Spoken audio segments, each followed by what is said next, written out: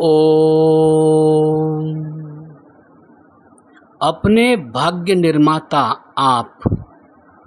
दूसरा अध्याय, कर्म पुरुषार्थ, खंड पहला। कर्म की परिभाषा। सबसे पहले हम कर्म के बारे में जानने का प्रयत्न करेंगे कि कर्म क्या है। 3 प्रकार की क्रियाएं हैं। पहली, जो ईश्वर ही करता है, जैसे हृदय का धड़कना, रक्त संचार, भोजन का पाचन, रस, रक्त आदि धातुओं के निर्माण की क्रियाएं इस कोटि में आती है। ये क्रियाएं केवल ईश्वरीय व्यवस्था के अधीन शरीर को जीवित बनाए चलाए रखने की दृष्टि से होती है। दूसरी, कहीं कहीं थोड़ा हस्तक्षेप हम भी कर सकते हैं, जैसे श्वास लेना छोड़ना। हम कुछ देर के लिए सांस रोक सकते हैं। तीसरी क्रियाएं ऐसी है जिन्हें हम ही करते हैं, जैसे पढ़ना, दौड़ना आदि। इस प्रकार हमारा शरीर क्षण भर के लिए भी बिना चेष्टा किए हुए नहीं रहता है। महर्षि कणाद जी ने वैशेषिक दर्शन में कर्म के विषय में बताया कि किसी भी क्रिया को, गति को, मोशन को कर्म कहते हैं। उदाहरण के लिए मैंने अपने हाथ को दाईं तरफ थोड़ा सा हिला दिया।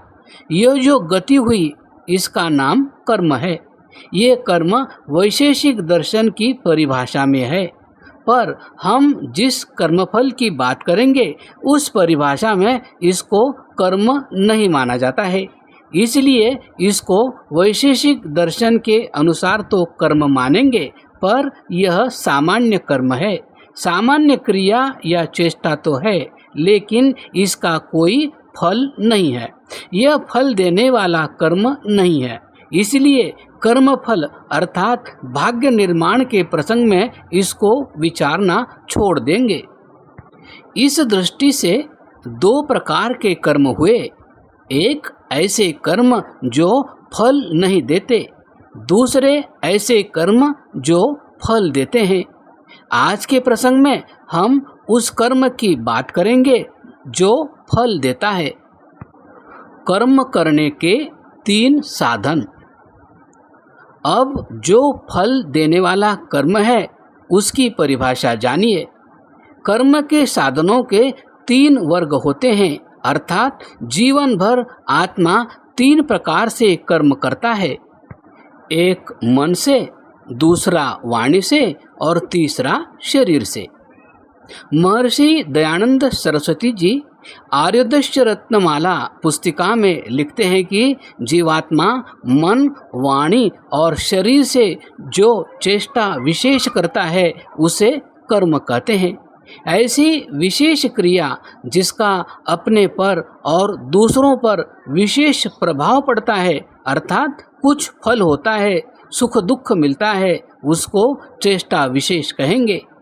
सुख को पाने और दुख को हटाने के लिए जो चेष्टा विशेष की जाती है वही कर्म कहलाता है। मन, वाणी तथा शरीर से जो विशेष चेष्टा होगी वो फल देने वाला कर्म है। उदाहरण के लिए मन में कोई व्यक्ति अच्छा सोचता है, हे भगवान सबका भला हो, सब सुखी रहे, सब अच्छे काम करें, सब आनंद से जिएं। यदि व्यक्ति ऐसी भावना रखता है तो इसको मन की विशेष चेष्टा कहेंगे। उस चेष्टा का फल होगा। दूसरी चेष्टा ऐसी है, एक व्यक्ति मन में बुरा सोचता है कि हे भगवान मेरे पड़ोसी की टांग टूट जाए, उसकी दुकान में आग लग जाए, उसका मकान गिर जाए, उसके ग्राहक भाग जाएं, उसको व्यापार में घाटा हो जाए। यह भी मन की एक विशेष चेष्टा है। यूँ तो हम अपने जीवन काल में शरीर, वाणी तथा मन के माध्यम से लाखों प्रकार के कर्मों को किया करते हैं जिन्हें गिनना संभव नहीं है। साधनों के आधार पर कर्म के 3 विभाग किए जाते हैं। पहला मानसिक, दूसरा वाचनिक और तीसरा शारीरिक। योग दर्शन में पाप पुण्य के आधार पर कर्मों के 4 विभाग, शुभ कर्म, अशुभ कर्म, मिश्रित कर्म और निष्काम कर्म बताए गए हैं। इनका स्पष्टीकरण निम्नानुसार है। शुभ, अशुभ और मिश्रित कर्म। पहला, मन के शुभ अशुभ कर्म। यहाँ जो पहले वाली मन की अच्छी चेष्टा थी, विशेष चेष्टा, अच्छा विचार, अच्छी भावना, अच्छी कल्पना, उसको शुभ कर्म कहेंगे। और मन में जो दूसरा विचार अभी था, पड़ोसी की टांग टूट जाए, उसके ग्राहक भाग जाएं, उसका नुकसान हो, यह मन के द्वारा किया गया अशुभ कर्म है। यह अच्छी चेष्टा नहीं है। हमको बहुत सोच समझकर कर्म करना पड़ेगा। मन में हम जो विचार करते हैं, उसमें भी बहुत सावधानी, बहुत ध्यान रखना पड़ेगा, ताकि हम किसी का बुरा नहीं अच्छा सोचें। ये शुभ कर्म माना जाएगा, उसका अच्छा फल मिलेगा। बुरा सोचेंगे, वो अशुभ कर्म माना जाएगा, उसका दंड मिलेगा। यह मन के कर्म हो गए। अगर हम गलत योजना, बुरी योजना बनाते हैं, तो इससे हमारे विचार, हमारे संस्कार अवश्य बिगड़ेंगे और आगे हम भविष्य में भी आदतन गलत योजनाएं बनाएंगे और गलत काम करेंगे। हर बार ऐसा थोड़े होगा कि हमने योजना बनाई और बदल दी। कई बार तो हम गलत कर ही डालेंगे। इसलिए हमको मन में भी बुरी बात नहीं सोचनी चाहिए।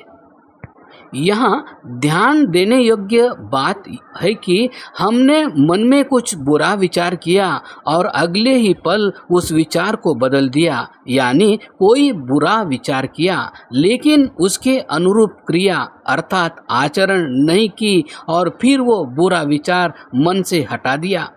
भले ही हमारे बुरे विचार से दूसरों का कोई नुकसान नहीं हुआ, वाणी से हमने कुछ नहीं कहा, शरीर से किसी पर कोई अत्याचार नहीं किया, केवल मन ही मन में बुरा सोचा, इससे दूसरों को तो प्रत्यक्ष रूप से कोई नुकसान नहीं हुआ, लेकिन हमारा नुकसान जरूर हुआ। प्रश्न है कि क्या नुकसान हुआ? यहाँ एक और सावधानी रखने की बात यह है कि मानसिक कर्म में 2 स्थितियाँ हैं। एक स्थिति में तो केवल विचार मात्र है, वो कर्म नहीं माना जाएगा, जबकि दूसरी स्थिति में वो कर्म भी माना जाएगा। पहली स्थिति, एक व्यक्ति ने मन में सोचा, झूठ बोलूं या नहीं बोलूं। यहाँ दिमाग में 2 पक्ष बने हुए हैं कि मैं झूठ बोलूं या फिर नहीं बोलूं। यहाँ तक तो इसका नाम है विचार। अभी यह कर्म नहीं बना, इसका कोई दंड नहीं है। दूसरी स्थिति, अगर 2 निर्णयों में से एक निर्णय कर लिया कि आज झूठ बोलूँगा, तो वह कर्म बन गया, इसका दंड जरूर मिलेगा। आज झूठ बोलूँगा, यदि मन में यह फैसला कर लिया, फिर बाद में चाहे हम शरीर से न करें, यानी योजना बदल दे, लेकिन एक बार योजना बन गई, निर्णय कर लिया कि आज झूठ बोलना है, तो वो कर्म बन जाएगा, इसलिए इसका दंड भी अवश्य मिलेगा। यह मानसिक कर्म है, इसका मानसिक दंड मिलेगा। इससे हमारे संस्कार बिगड़ेंगे, यह नुकसान होगा। मन में उठने वाले प्रत्येक विचार का सतत परीक्षण और निरीक्षण करें कि मैंने जो विचार उठाया वह ठीक है या गलत। गलत है तो उस पर लगाम, ब्रेक लगाएं, उसको तुरंत निकाल दें। जो ठीक विचार हैं उनको मन में रखें। ठीक विचारों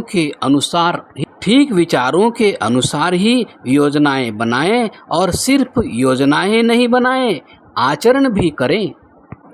दूसरे, वाणी के शुभ अशुभ कर्म। वाणी से सत्य बोलना, मीठी भाषा बोलना, सभ्यता से बोलना, आदर सम्मान से बोलना, किसी के हित के लिए अच्छा सुझाव देना, ये वाणी के शुभ कर्म है, अच्छे काम है। इसी तरह से वाणी के जो अशुभ कर्म है, जैसे झूठ बोलना, छल कपट करना, धोखा देना, चालाकी करना, कठोर भाषा बोलना, निंदा चुगली करना, दो लोग प्रेम से रह रहे हैं उनमें झगड़ा करवा देना, एक को कहना कि वो तुम्हारे बारे में ऐसा कहता है और दूसरे को कहना कि वो तुम्हारे बारे में ऐसा कहता है, ऐसा ऐसा कह के उनकी लड़ाई करवा देना, ये सब वाणी के अशुभ कर्म है। तीसरे, शरीर के शुभ अशुभ कर्म।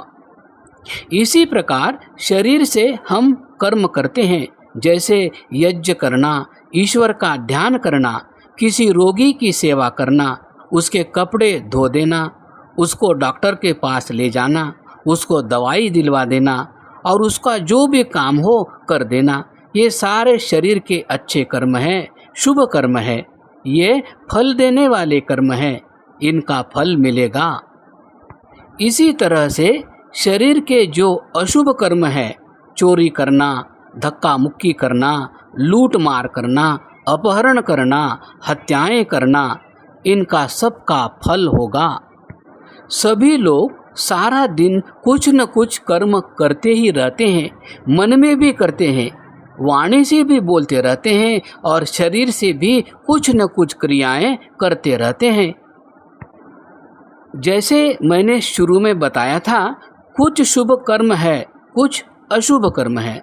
जो मन, वाणी, शरीर से हम अच्छे काम करते हैं, जिन कर्मों से हमें भी सुख मिलता है, दूसरों को भी सुख मिलता है, वो शुभ कर्म है। और जिन कर्मों से हमें भी दुख मिलता है, दूसरों को भी दुख मिलता है, वो अशुभ कर्म है। जैसे पहले उदाहरण दिया था कि झूठ बोलना, चोरी करना, अपहरण करना, हत्याएं करना, ये अशुभ कर्म है। और सच बोलना, दान देना, सेवा करना, यज्ञ करना, ईश्वर का ध्यान करना, ये शुभ कर्म है। बुरे काम और अच्छे काम, ये दो प्रकार के कर्म हुए।